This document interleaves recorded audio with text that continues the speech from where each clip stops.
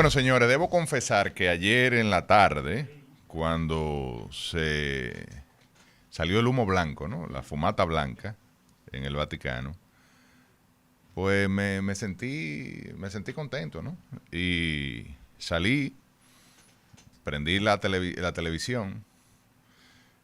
Gracias a Dios, la tecnología me ha permitido acceder a una cosa que se llama IPTV, que es televisión por IP. Y entonces pude sintonizar RAI, la cadena oficial italiana, y esperar que se diera al mundo, ¿no? El nombre del nuevo Papa. Y lo y bueno, una retrospectiva digo, bueno, ¿por qué me puse tan contento? Y digamos que eh, prendí el televisor y me quedé ahí a la espera de conocer el nombre del cardenal Robert Francis Prevost y escucharlo, sus primeras palabras. Y evidentemente caí en cuenta de mi formación católica, como egresado del Colegio de La Salle, una institución educativa regida por una orden fundada por San Juan Bautista de La Salle, precisamente enfocada en la educación a la juventud, a los niños y a la juventud. Eh, Recordé que luego me inscribí en la Pontificia Universidad Católica Madre y Maestra, donde tuve maestros extraordinarios como el eh, profesor Miguel Ángel Santana Marcano, quien fue durante muchos años pues el capellán de las Fuerzas Armadas, además presidente de la Corte de la Corte de Apelación Canónica y un maestro del derecho canónico. Me dio filosofía del derecho y luego me dio derecho canónico, pero también en la universidad tuve la oportunidad de estudiar doctrina social de la Iglesia. Conocí ahí a León XIII, o por lo menos a la figura, evidentemente, de León XIII y sobre todo la encíclica Rerum Novarum, y estudié vida cristiana, o sea que, y derecho canónico posteriormente, y ya como último colofón, en una maestría de Derecho Constitucional en Locamaima, pues nos tocó, para ver la evolución de los derechos humanos, una materia dedicada a estudiar las encíclicas relacionadas con la doctrina social de la Iglesia. Rerum Novarum, Quadragesimum Annum, Populorum Progressio.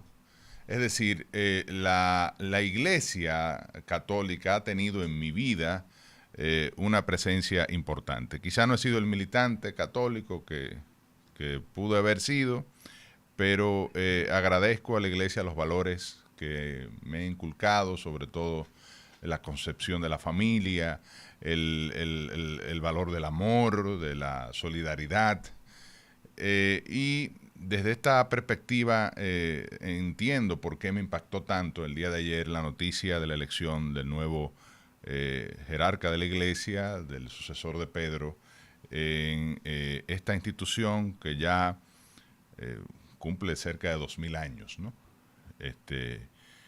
Y que tiene tanto impacto. El Papa es una figura, lo ha sido siempre, de importancia fundamental en lo que es el antiguo mundo, pero ahora en esta nueva sociedad sigue siendo, ha perdido mucho liderazgo, pero sigue siendo un referente.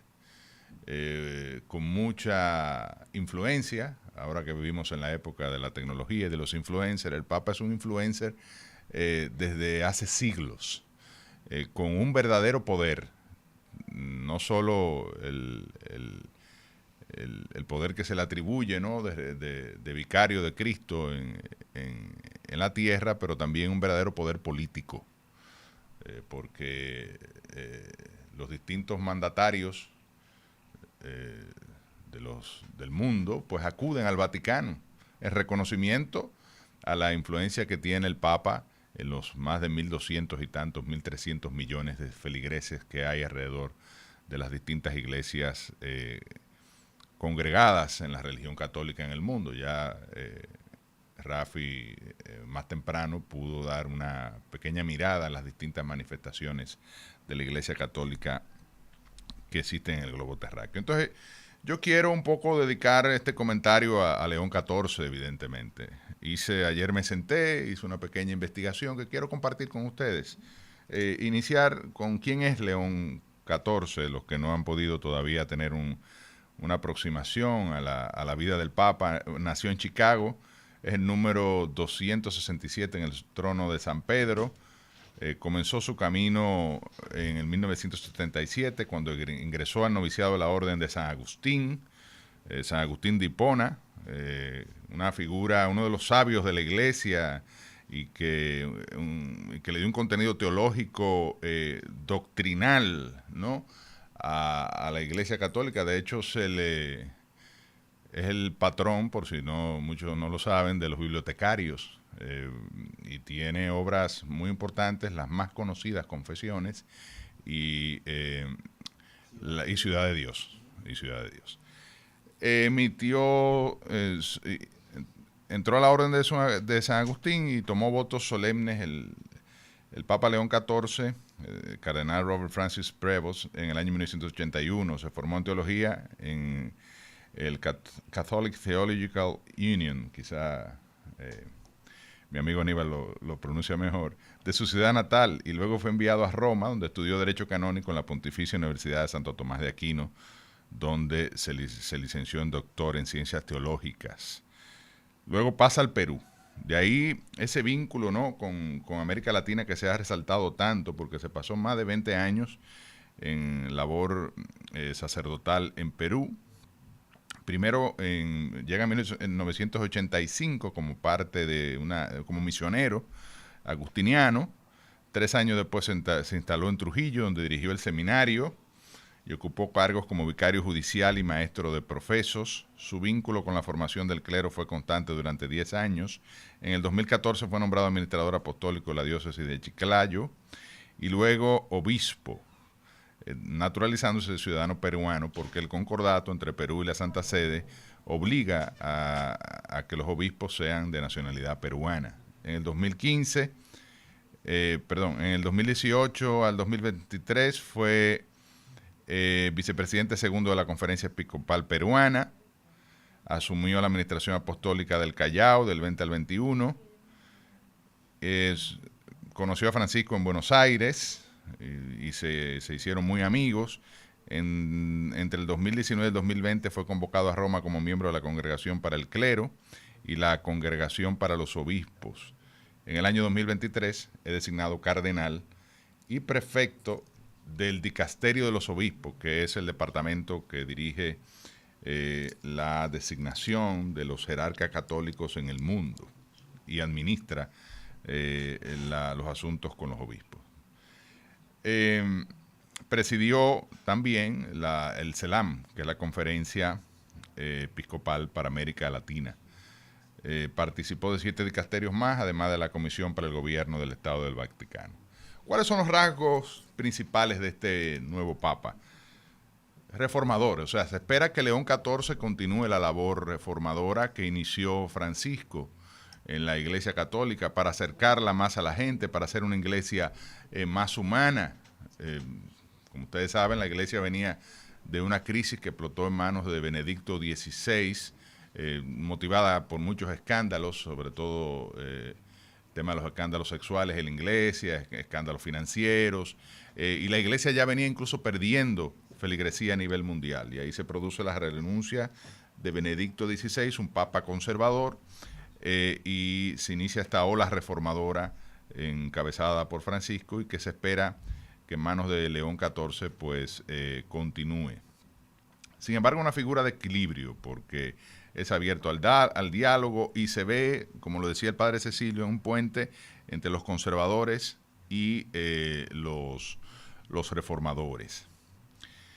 Es joven, o sea, al momento de su designación cuenta con apenas 69 años de edad, apenas no, son 69, pero en el tema, lo que plantea es que los cardenales previeron un papa que tenga tiempo suficiente para desarrollar una labor importante de asentamiento de estas reformas, consolidar el proceso de reformas que llevó a cabo Francisco. Como dije, es agustino de la orden mendicante, fundada por San Agustín, caracterizada por la vida en comunidad, un ejercicio real de los votos de pobreza, una profunda espiritualidad, y es el primer papa de esta orden de los agustinos. Como dije hace un momentito, la regla de San Agustín, escrita en el siglo V, se basa en 3 pilares: la vida en común, la búsqueda interior de Dios y la caridad fraterna. Un poquito para ver el perfil del papa que tenemos ahora. Y bueno, elegir el nombre de León XIV implica un compromiso con la doctrina social de la Iglesia. Como señalé hace un momentito, inmediatamente se hace la referencia a León XIII, que inició esta doctrina social de la Iglesia Católica a finales del siglo XIX, en 1891, en la encíclica Rerum Novarum, que además fue relanzada 40 años después con Quadragesimum Annum, y un poquito esa encíclica es una respuesta al Manifiesto Comunista publicado en 1848 por Federico Engels y Karl Marx, y ataca esta visión del socialismo, del comunismo, porque lo primero que defiende la encíclica es la propiedad privada. Pero no solo la propiedad privada del capitalista, del rico, sino también de la familia, del núcleo esencial y del trabajo, y el derecho al trabajo y a disfrutar de los frutos del trabajo. Inmediatamente después, pues realiza lo que es una defensa de los primeros derechos, de lo que se considera la proclamación de los primeros derechos de los trabajadores. Estamos hablando del siglo XIX, un capitalismo deshumanizante, salvaje. Las horas de trabajo eran 16 horas, explotaban a los niños, a las mujeres. O sea, solamente se consideraba el capital. Se formaron esos grandes guetos alrededor de las ciudades, porque la gente venía del campo a buscar oportunidades, pero se generó muchísima pobreza en los grupos proletarios por la explotación del hombre por el hombre, un capitalismo, como dije, salvaje, y una clase económica rica, pequeña, pero con una gran desigualdad. Entonces, esto es lo que vio la Iglesia y la obligó, y bueno, y fue también parte de los motivos por los cuales surgió el movimiento socialista y el planteamiento del manifiesto comunista. Esto es lo que vio la Iglesia para proclamar esta doctrina social. Y ahí se inicia el proceso de regularización, por ejemplo, del trabajo. El salario justo está planteado en la encíclica. Las horas de trabajo justas para que el hombre pueda dedicarle tiempo a la familia, la protección de la mujer, la protección de la infancia. Todo esto es parte de ese llamado que hizo el Papa León XIII, y hay un vínculo con la elección de este nombre más hacia León XIII que hacia quizás otros de los papas que llevaron este nombre.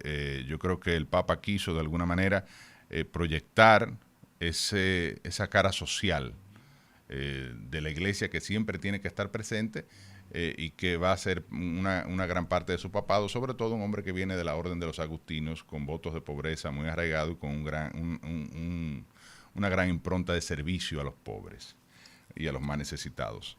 La segunda señal la dio en su discurso inicial, centrado en el mensaje de la paz. Al igual que Francisco, subrayó la necesidad de paz en un mundo marcado por conflictos, sobre todo en Medio Oriente, la guerra entre Ucrania y Rusia. O sea que el Papa para mí es un jubileo, como la Iglesia está en júbilo, ¿no?, ante esta elección, y yo creo que llena de optimismo no solo a la comunidad católica, yo creo que llena de optimismo al mundo. Es decir, las reacciones han sido generalmente positivas de los principales líderes mundiales, y hay muchas esperanzas en este nuevo papado que encabeza León XIV.